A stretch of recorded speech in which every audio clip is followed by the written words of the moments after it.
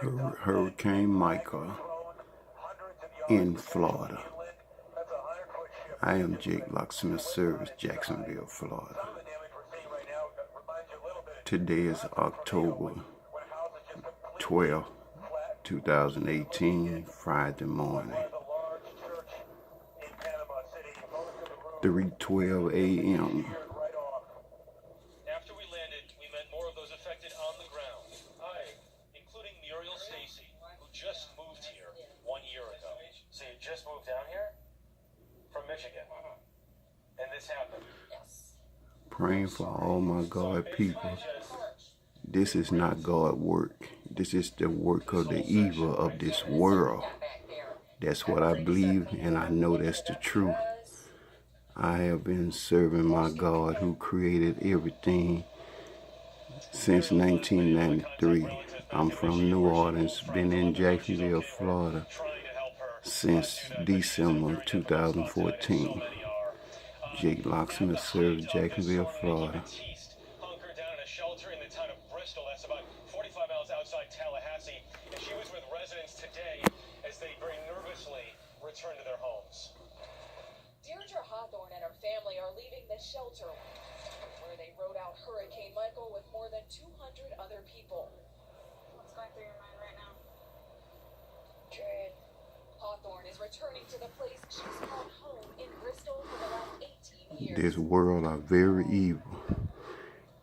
We people need to come together and we can get rid of some of this evil if we come together and believe and work together and shame the devil and the demons that are around. They here, they real, and they cause problems when people's hearts are not right.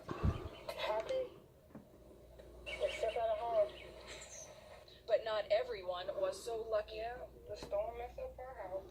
Brittany Chambers and her 4-year-old daughter Armani returned home to see firsthand what Michael unleashed. The storm devastated Chambers' entire street and sent this tree straight through her daughter's bedroom. When you look in there, how do you feel inside? Sad.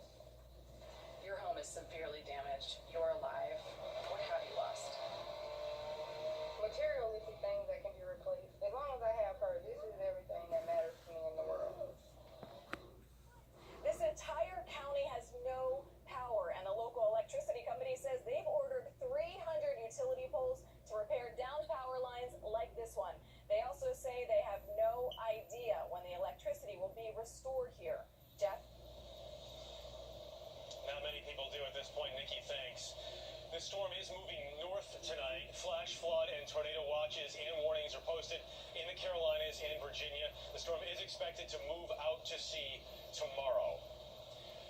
Other news tonight, there was a special guest in the Oval Office today. Kanye West said he wanted to have a few words with the president.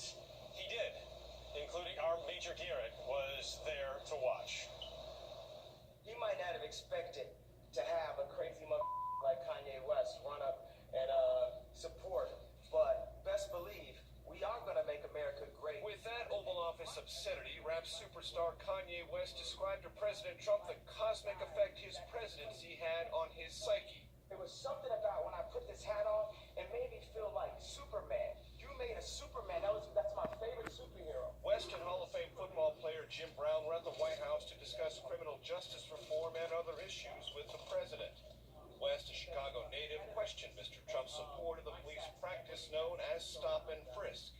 We feel that stop and frisk does not help the relationships in the city. I'm here. Earlier this year, West's wife and reality TV star Kim Kardashian successfully lobbied the president to commute the sentence of a woman convicted of a federal drug offense. At today's meeting, the president, by turns, appeared perplexed, pleased, and amused. How does it feel to be in the Oval Office? Oh, it is good energy in this. West has left an impression on previous presidents, saying this about George W. Bush after Hurricane Katrina in 2005.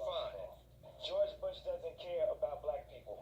And after West grabbed a microphone from Taylor Swift at an award ceremony, President Obama was caught on an open mic saying this. The young lady seems like a perfectly nice person. She's getting her award. What's he doing?